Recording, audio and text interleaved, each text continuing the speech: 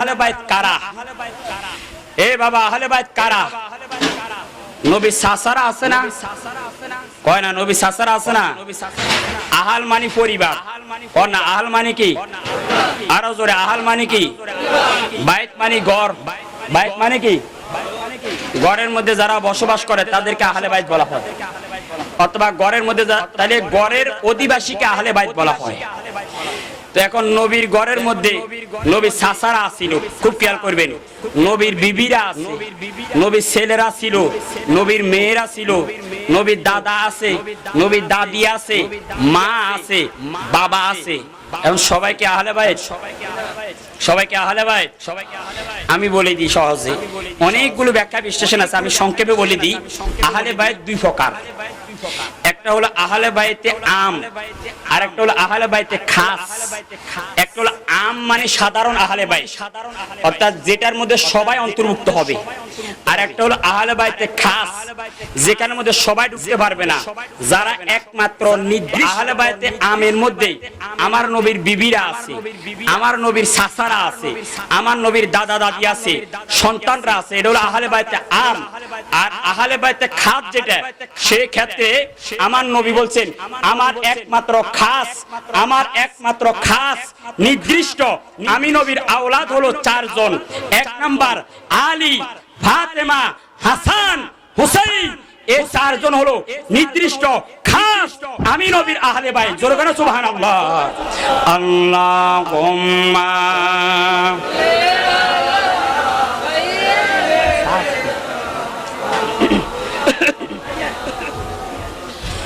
ওয়ালা আলি সাইয়্যিদিনা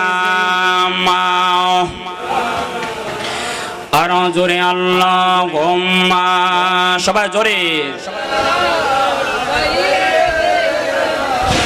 মাওলানা মুহাম্মদ ওয়ালা।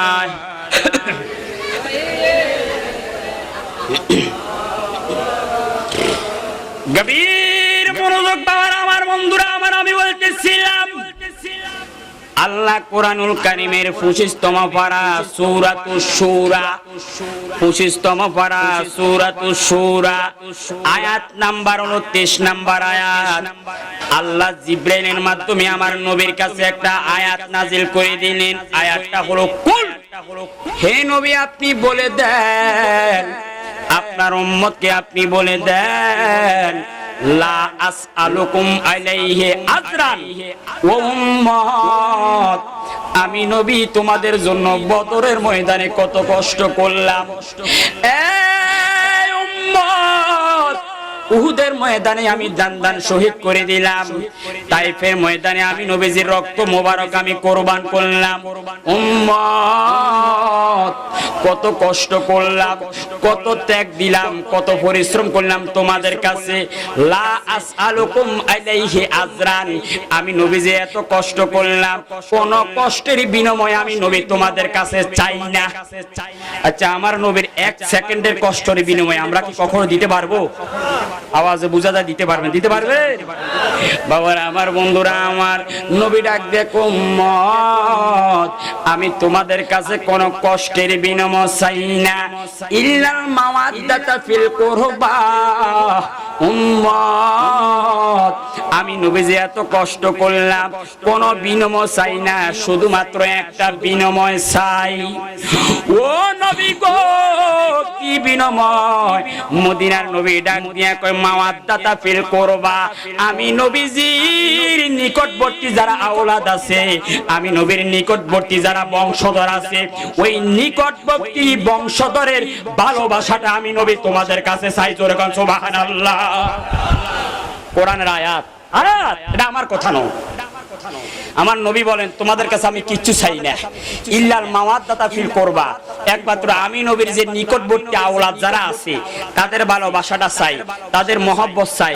আহারে এই আয়াত যখন নাজিল হয়েছে আমার নবীর সামনে বসা ছিল সাহাবায়ে কেরাম, হযরত আব্দুল্লাহ ইবনে আব্বাস, তাফসীর ইবনে কাসির সহ তাফসীরে দুরুল মনসুরের মধ্যে উল্লেখ আছে সাহাবায়ে কেরাম আব্দুল্লাহ ইবনে আব্বাস, নবীর সাহাবী আব্দুল্লাহ ইবনে আব্বাস নবীজিকে প্রশ্ন করলেন, ইয়া নবী আল্লাহ, নবী গো ও মায়ার নবীজি মানহুম কারাবাতুকা আল্লাযী ওয়াজাবাত আলাইনাল মাওয়াদ্দাতা।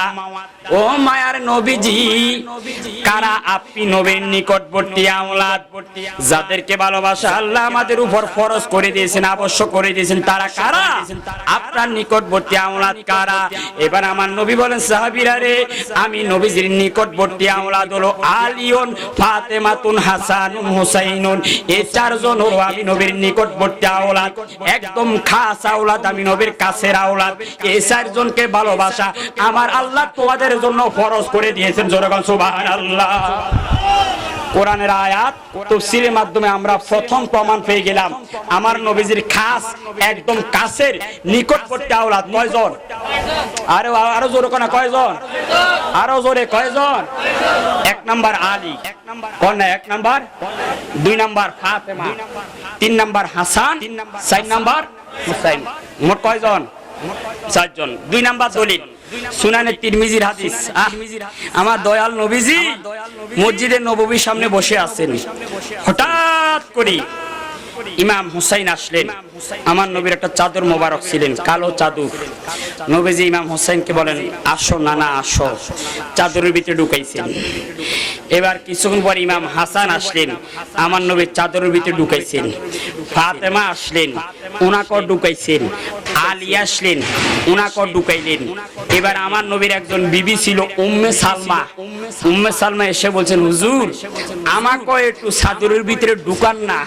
আমার নবী কয় না না না না না উম্মে সালমা, এই চাদরের মধ্যে অন্য কেউ ঢুকতে পারবে না, একমাত্র আমি নবীজির একদম কাছের আওলাদ যারা, নিকটবর্তী আওলাদ যারা, তারাই এই চাদরের মধ্যে ঢুকতে পারবে, অন্য কেউ ঢুকতে পারবে না। এই হাদিস দ্বারা প্রমাণ হয়ে গেল এই চাদরের ভিতরে ঢুকছে কয়জন? আরে জোর কোনা কয়জন? কে? এক নাম্বার কি বলছিলাম? এক নাম্বার আলী, দুই নাম্বার ফাতেমা, তিন নাম্বার হাসান, চার নাম্বার হুসাইন। তার মানে এই দলিলের মাধ্যমে, এটার মাধ্যমে প্রমাণ হয়ে গেল আমার নবী কাছের আওলাদ কয়জন? আরো জোরে কয়জন? দুই নাম্বার দলিল গেল। তিন নাম্বার খুব খেয়াল করবেন, হাদিসে মুবাহালা। হাদিসে মুবাহালা, হাদিসে মুবাহালা মানে কি জানেননি? ইহুদিরা কয়, কাফেররা কয় এ মুহাম্মদ সাল্লাল্লাহু আলাইহি ওয়াসাল্লাম, এ মুহাম্মদ তুমি সত্যের উপর নাই। আমার নবী কয় না এ কাফের ওরা সত্যের উপর নাই। এভাবে যখন তক্র করতেছেন আল্লাহ কয় হাবিব, নবী গো আপনি তাদেরকে এইভাবে বলা দরকার নাই। ফানাদু আবনা আনা ওয়া আবনা আকুম, ও নবী আপনি কাফেরদেরকে কোন তারা তাদের সন্তানদেরকে নিয়ে খোলা ময়দানে আসুক, আর আপনি নবী আপনার সন্তানদেরকে নিয়ে খোলা ময়দানে যাবেন। যাওয়ার পরে দুই পক্ষে আমি আল্লাহর কাছে দোয়া করবেন, যারা হকের উপর আছে আমি তাদেরকে রক্ষা করব, আর যারা হকের উপর নাই আমি আল্লাহ তাদেরকে ধ্বংস করে দিব। এবার আমার নবী কয় এ কাফেররা রাজি আছো ময়দানে যাবে? কাফেররা কয় হ্যাঁ ঠিক আছে যাব যাব যাব। পরের দিন সকালবেলা আমার নবী চলে গেলেন, নবীর আওলাদ হাসান, হুসাইন, আলী, ফাতেমাকে নিয়ে গেলেন। আর এই দিক দিয়ে কাফেরদের জন্য অপেক্ষা করতেছেন। আরে কাফেরদের কোনো খবর নাই, খবর নাই, কাফেররা আইতেছেন না। কাফেররা ভালো করে জানেন তারা যে হকের উপর নাই। আমার নবী যখন দেখলেন কাফেররা আসতেছে না, তখন আমার দয়াল নবী আর কি করবেন? সহিহ মুসলিমের হাদিস, বাবু ফাদাইল আহলেল বাইত, আহলে বাইত, ফাদাইল আহলে বাইত, সহিহ মুসলিম শরীফের হাদিস 2424 নাম্বার হাদিস। আমার নবী এবার আমার নবী ডাকলেন ইমাম হাসানকে, জাআ সুম্মা জাআল হাসানু ফাআদখালাহু। ইমাম হাসান আসলেন, আমার নবী চাদরের ভিতরে ইমাম হাসানকে ঢুকাইলেন। সুম্মা জাআল হুসাইনু, এবার হুসাইন আসলো, ফাদাখালা মাআহু, হুসাইন কে এই চাদরের ভিতরে সাথে ঢুকাইলেন। সুম্মা জাআত ফাতেমাতুন, ফাতেমা আসলো, ফাআদখালাহা, মা ফাতেমাকে আমার নবী চাদরে ঢুকাইলেন। সুম্মা জাআল আলিউন, আলী আসলেন, ফাআদখালাহু, ফাদাখালাহু, আলীকে ঢুকাইলেন। ঢুকানোর পরে এবার আমার নবী আসমানের দিকে তাকায় বলতেছেন আল্লাহুম্মা হাউলাই আহলি, আল্লাহ এই চাদরের ভিতরে যারা ঢুকছে তারা আমি নবীর আহাল, আমি নবীর বংশধর। হে আল্লাহ এই চারজনকে আমি নবী ভালোবাসি, আল্লাহ তুমিও ভালোবাসো। শুধু তাই নয়, এই চারজনকে কিয়ামত পর্যন্ত যারা ভালোবাসবে আল্লাহ তুমি তাদেরকে ভালোবাসিও। সুবহানাল্লাহ। তার মানে হাদিস কোরআন আয়াত এটার মাধ্যমে প্রমাণ হয়ে গেল আমার নবীর খাস নির্দিষ্ট আওলাদ কয়জন? আরো জোরে গানা কয়জন? প্রথম জনের নাম কি বলছিলাম? আলী, হযরত আলী। কোনা হযরত? দ্বিতীয় জন ফাতেমা, মা ফাতেমা। বলে না কি? আরে বাবা নামগুলো বলেন, এগুলো বলে সওয়াব আছে। কেমন ফজিলত কিছুক্ষণ পরে বলবো। তৃতীয় নাম্বার কি বললাম? হাসান। চতুর্থ নাম্বার হুসাইন।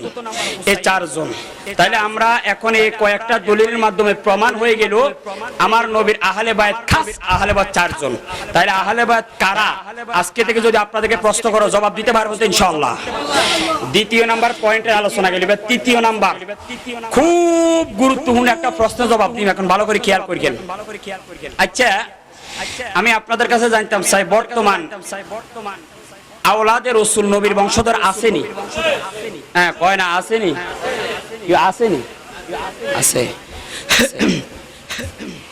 ইন্টারনেট খুললে দেখবেন কতগুলো বদমাইশ আছে এভাবে টুফি দিয়ে, এগুলো হলো শয়তানের আলামত। কেমনে জানেননি? আমার নবীকে হত্যা করার জন্য, আমার নবীকে হত্যা করার জন্য দারুন নদওয়ার মধ্যে আবু জাহেল, উতবা, সাইবা একটা মিটিং এ বসে কি করবে নবীকে। একজন কইতেছে দেশান্তর করে দাও, আরেকজন বলতেছে বন্দি করিয়া লাও। এ সুযোগে মিস্টার ইবলিশ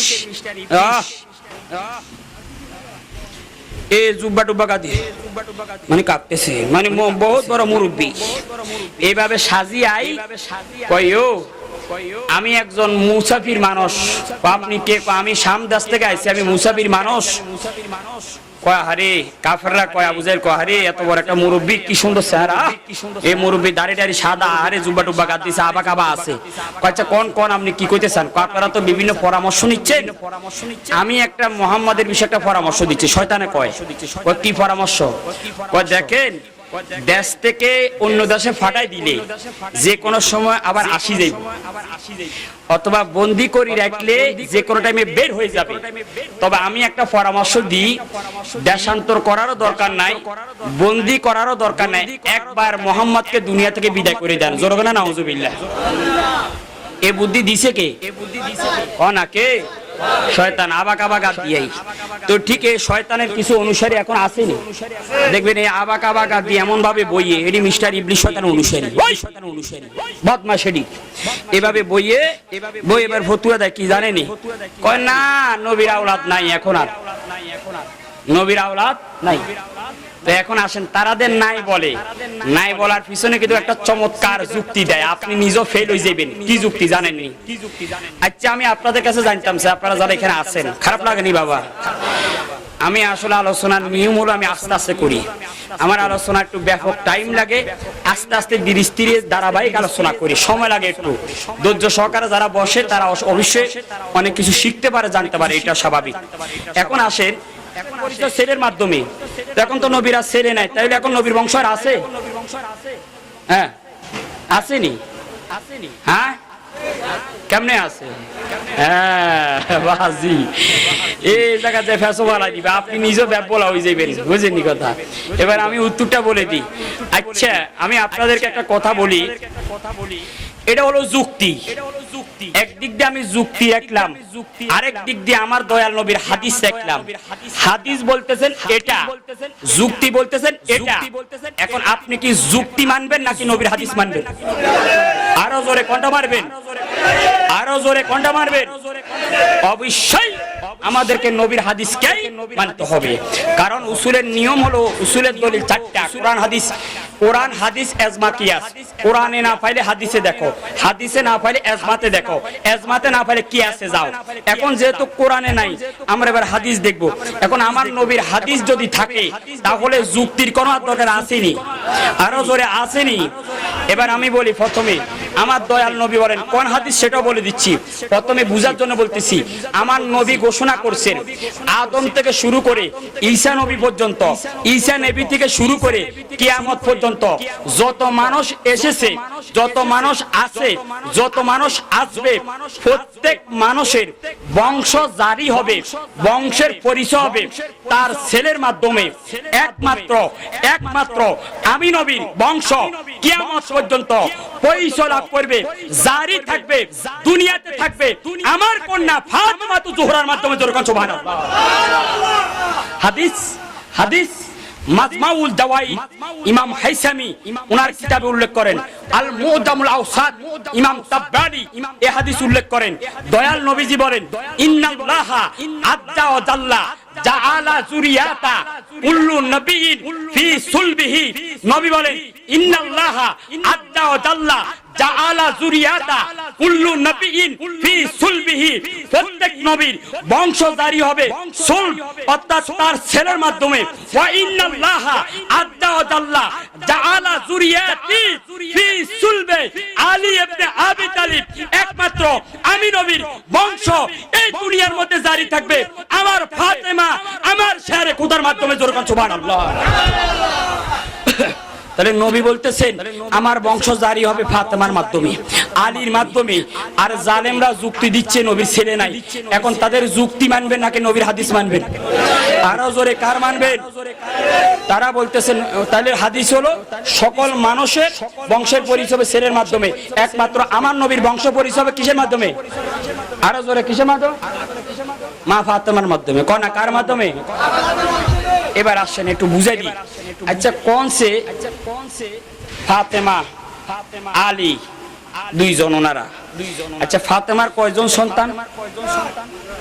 হ্যাঁ কয়জন? কয়জন? এই দিনেও আজ শুনছেন। আজকে বলি যায় আমার মা ফাতেমার 3 জন সন্তান ছিল, 3 জন। কনা কয়জন? একজনের নাম ইমাম হাসান, আরেকজনের নাম ইমাম হুসাইন, আরেকজনের নাম কি?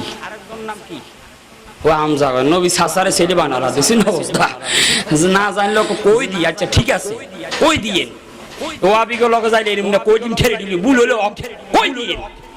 কারণ এই আহলে হাদিস যেটি আছে বুকে হাত বাঁধিন না, এটি ফারক আর না ফারক ভুল একটা কই দি, এটি এরকম না মানুষ। এখন আসেন মা ফাতেমার আরেকজন ছেলে ছিল, নাম ছিল ইমাম মহসিন। বলেন ইমাম, উনি ছোট কালে ইন্তেকাল করছেন তো এই জন্য ওনার আলোচনা বেশি হয় না। সম্মানিত সুধী, তাইলে মা ফাতেমা আলী হাসান হুসাইন, তাইলে ওনারা কয়জন? আরো জোরে কোনা কয়জন? ইমাম হাসানের 3 ছেলে, সরি 1 ছেলে। ইমাম হাসানের কয় ছেলে? নাম হলো কাসেম। কনা কি? ইমাম হুসাইনের 3 ছেলে। কনা কয় ছেলে? আলী আকবর, আলী আসগর, জয়নুল আবেদিন। ফাতেমা ইন্তেকাল করলেন, আলী ইন্তেকাল করলেন। এখন আছে হাসান আর হুসাইন। হাসানের 1 ছেলে, ওনারা বাপ বেটা 2 জন। হুসাইনের 3 ছেলে, ওনারা বাপ বেটা 7 জন। তাহলে এখান দিয়ে ওনারা 2 জন, ওখান দিয়ে 7 জন, মোট কয়জন? আরো জোরে কোনা কয়জন? 6 জন। আপনারা জানেন ইমাম হাসানকে 20 পয়গের মাধ্যমে শহীদ করে দিয়েছেন। তাহলে 6 জন থেকে 1 জন চলে গেছেন। আর কয়জন? হ্যাঁ 5 জন। এই কারবালার ময়দানে এই 5 জন, ইমাম হাসানের ছেলে ইমাম কাসেম, ইমাম হুসাইন, ওনার 3 ছেলে, এই মোট 5 জন কারবালার ময়দানে গেলেন। আহলে বাইত কারবালার ময়দানে যাওয়ার পরে ইমাম আলী আকবর শহীদ হয়ে গেলেন, ইমাম কাসেম শহীদ হয়ে গেলেন, ইমাম আলী আসগর শহীদ হয়ে গেলেন, ইমাম হুসাইন। এবার আর বাকি আছে 2 জন, ইমাম হুসাইন, ইমাম জয়নুল আবেদিন। ইমাম হুসাইন বলতেছেন, জয়নুলকে ডাকতেছেন, জয়নুল বাবা এদিকে আসো। আসলো, ও বাবা রে তুমি তো অসুস্থ, আর আমি ইমাম হুসাইন, কিছুক্ষণ পরে তারা শহীদ করে দিবে। জয়নুল তুমি যাইও না বাবা, তুমি যাইও না। তুমি যদি যুদ্ধের ময়দানে শহীদ হয়ে যাও আমার নানার বংশ তো এই দুনিয়াতে থাকবে না। ও জয়নুল তুমি থাকো, তুমি থাকো, আমি তোমার জন্য দোয়া করে গেলাম। এই কথা বলে কারবালার ময়দানে গিয়ে ইমাম হুসাইন শাহাদাতের পেয়ালা পান করলেন। বাকি ছিল 1 জন মাত্র, ওনার নাম ছিল জয়নুল আবেদিন। ইমাম জয়নুল আবেদিনের ছেলের নাম ছিল ইমাম বাকের, ইমাম বাকেরের ছেলের নাম ছিল ইমাম জাফর সাদিক। এই ইমাম জয়নুল আবেদিনের নসল দিয়ে যারা দুনিয়াতে এসেছেন, এখনো আছেন, কিয়ামত পর্যন্ত আসবেন, তারাই হলো আমার নবীর আওলাদ। কেউ নবীর আওলাদ আসেনি? আরো জোরে আসেনি? এবং কিয়ামত পর্যন্ত আসবেনি? ওই কার নসল দিয়ে আসছেন? জয়নুল আবেদিন, হ্যাঁ কোন না কার নসল দিয়ে? জয়নুল আবেদিন নসল দিয়ে আসছেন। সেজন্য নবীর আওলাদ ফাতেমার বংশ দিয়ে যারা আসছে, এই জয়নুল দিয়ে তারাই নবীর আওলাদ আছে, কিয়ামত পর্যন্ত থাকবে নবীর আওলাদ। কেউ যদি বলেন নাই, মনে করবেন এটি পথভ্রষ্ট বাতেল, এদের কোনো কথা মানা যাবে। 3 নাম্বার আলোচনা করলাম। 1 নাম্বার আলোচনা করলাম আশুরা কেন বলা হয়, গুরুত্ব কি। 2 নাম্বার আলোচনা করলাম আহলে বাইত কারা। 3 নাম্বার আলোচনা করলাম নবীর আওলাদ আছে কিনা বর্তমান। 3টা আলোচনা। এবার 4 নাম্বার আরো গুরুত্বপূর্ণ আলোচনা, আমার নবীর যে আহলে বাইত, নবীর বংশধর, ওনাদের সম্মান কেমন, ওনাদের মর্যাদা কেমন, ওনাদের ইজ্জত কেমন, ওনাদের পজিশন কেমন। এখন এই বিষয়ের উপর আলোচনা করতাম নি বাবা, করতাম নি? মাত্র তো শুরু করছি, আরো বহুত বাকি আছে, করতাম নি? হ্যাঁ আওয়াজ বোঝা যাক, করতাম না, করতাম নি? আরে মানুষ অনেক আছে আলহামদুলিল্লাহ, আরো আইব ইনশাআল্লাহ। কি কোন? এখন আসে নবীর আওলাদ এই আহলে বাইতের মর্যাদা কেমন দেখেন। কোরআনুল কারীমে সূরা বাকারাতে আল্লাহ বলেন, ফাতালাক্কা আদামু মির রাব্বিহি কালিমাতুন। এই আল্লাহ আদমকে কিছু বাক্য শিখাই দিলেন, বাক্য শব্দ শিখাই দিলেন, বাক্য শিখাই দিলেন। আল্লাহ বলেন, আদম এই বাক্যগুলোর মাধ্যমে তুমি আমি আল্লাহর কাছে দোয়া করো, আমি আল্লাহ তোমার দোয়া কবুল করে নিব। জোরে বলো সুবহানাল্লাহ। আল্লাহুম্মা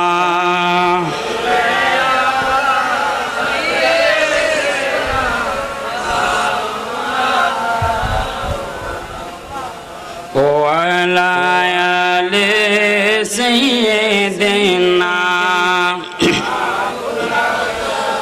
আরো জোরে আল্লাহুম্মা, সবাই জোরে জোরে মাশাআল্লাহ।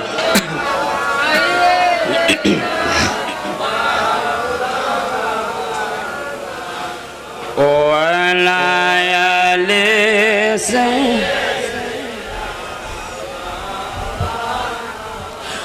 সবাই আমার সাথে বলেন, নবী তুমি আমার হয়ে যাও, নবী তুমি আমার হয়ে। আরো জোরে, নবী তুমি আমার হয়ে। এ তুমি আমার, আমি তোমার, তুমি আমার, আমি তোমার, একবার কথা দাও, নবী তুমি। আরো জোরে, নবী তুমি আমার হয়ে।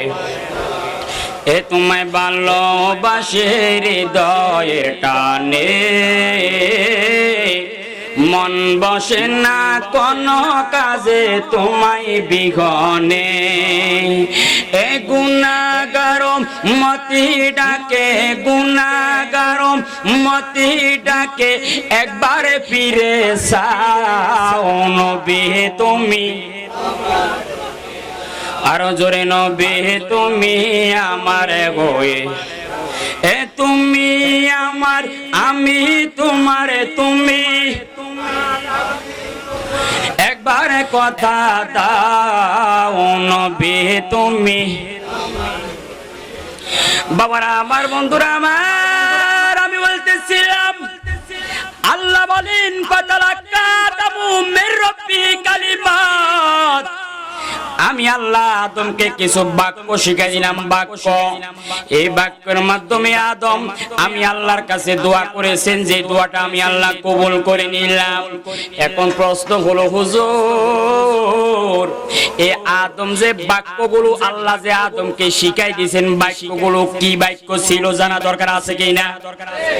এবার আসেন বাবারা, বাক্যগুলো কি ছিল আমি বলতেছিলাম। এখন আমি আপনাদেরকে আগে বলেছিলাম আদম দুনিয়াতে আসার আগে কোথায় ছিল? আরে কয় না কোথায়? জান্নাতে। আরো জোরে কয় না কোথায়? আদম সফিউল্লাহ জান্নাতের মধ্যে যখন আদম নবী যখন বসবাস করতেছেন, একদিন আল্লাহ ডাক দিয়ে কয়, আদম ইয়া আদামু ইরফা রাসাকা, এটা আমার আপনার কোনো কথা নয়। ১৫০০ বছর আগে দয়াল নবীজির জবান দিয়ে কথা বলেছেন।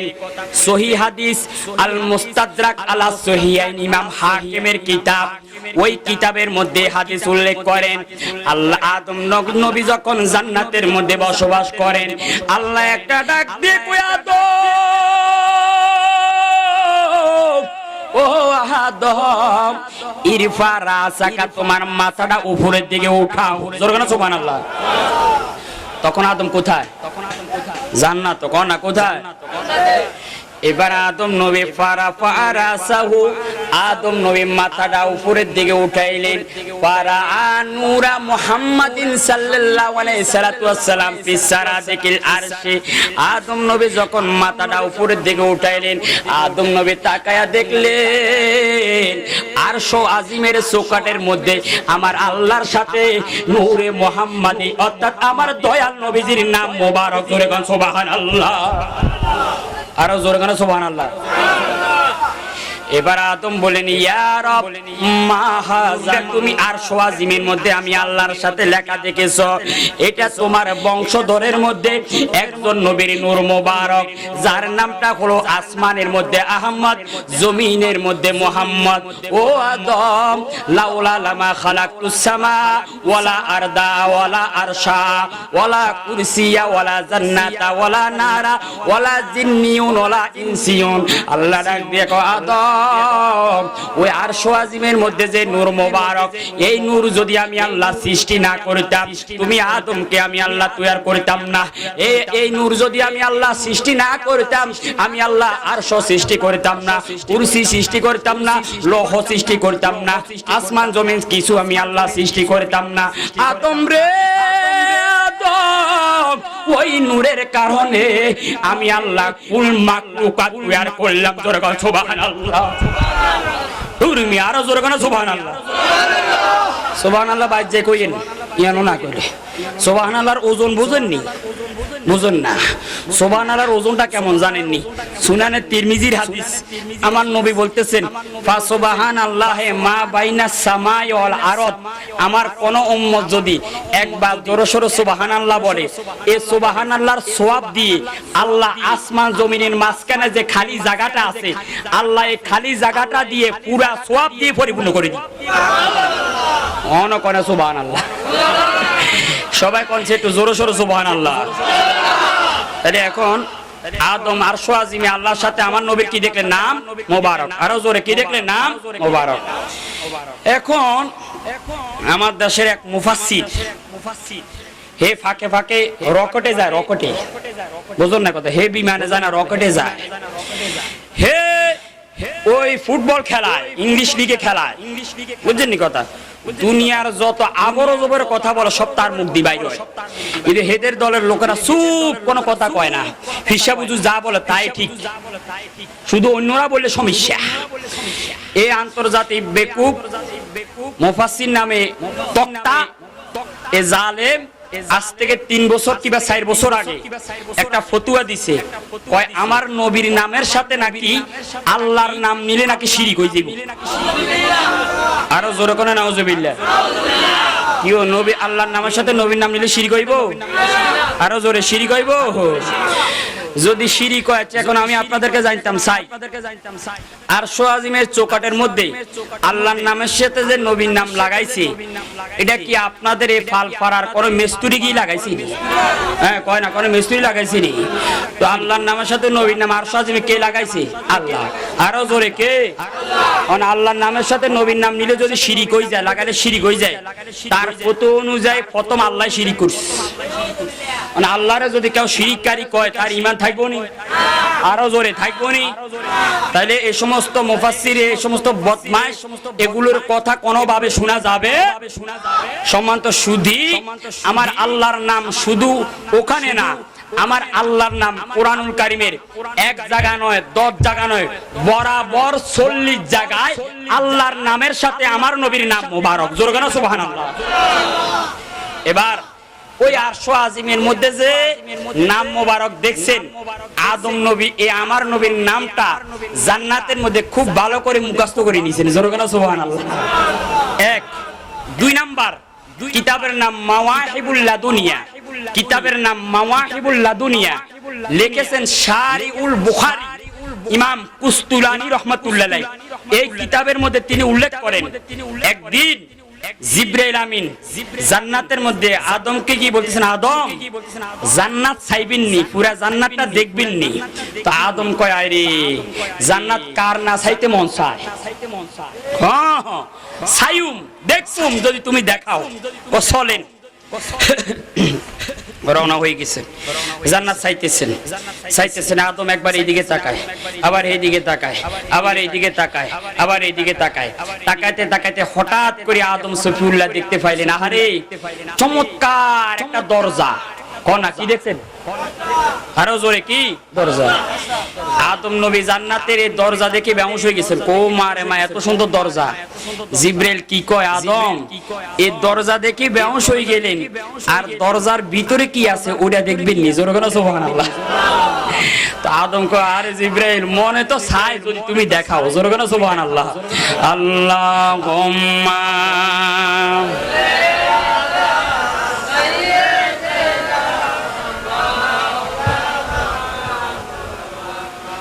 ওয়ালা আলি সাইয়্যিদিনা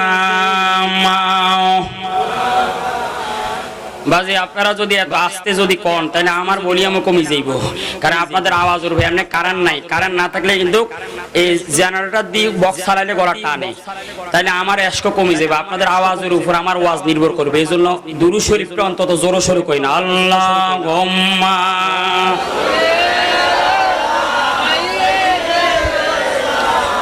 মাওলানা মুহাম্মাদ ওয়ালা মাওলানা। বাবারা আমার, বন্ধুরা আমার, আমি বলতেছিলাম আদম নবী ডাকতে কইলো, জিবরাইল যদি তুমি দরজার ভিতরে কি আছো যদি একটু আমাকে দেখাও, আমি দেখব। জিবরাইল আমিন হুকুম দিলেন, আঙ্গুল দিয়ে ইশারা করলেন, ইশারা করার সাথে সাথে দরজাটা খুলে যায়। জোরে বলেন সুবহানাল্লাহ। জিবরাইল খুলতে কি চাবি লাগবে নি? ইঙ্গিত দিলে হয়ে যায়, দরজাটা খুলে গেল। এবার দরজাটা খুলে যাওয়ার পরে ওই কক্ষের ভিতরে, রুমের ভিতরে আদম নবী তাকায়া দেখলেন সুন্দর নূরানী একজন মহিলা মেয়ে বসে আছে। মেয়ে আদম নবী ওর দিকে, মেয়েটার দিকে তাকায়া আছে, আর মনে মনে ভাবতেছে, না রে এত সুন্দর মেয়ে কখনো আমি আর আগত মনে জান্নাতের মধ্যে আল্লাহ দেখি নাই, আর দুনিয়া তো আল্লাহ কখনো দেখাইবে না। আমি আদমের মনে হয় এত সুন্দর মেয়ে আল্লাহ কখনো আর সৃষ্টি করবেন না। আদম সফিউল্লাহ জিবরাইল আমিনকে ডাক দেখো, জিবরাইল ও জিবরাইল আমিন তোমার কাছে জানতাম চাই এই মেয়েটার পরিচয় কি? এবার জিবরাইল আমিন ডাক দেখো, আদম এই মেয়েটার অনেকগুলো পরিচয় আছে। এক নাম্বার পরিচয় হলো এই মেয়েটা কোটি কোটি জান্নাতি মহিলাদের সরদার হবেন। দ্বিতীয় নাম্বার পরিচয় হলো এই মহিলাটাই, মেয়েটা কোটি কোটি কোটি কোটি কোটি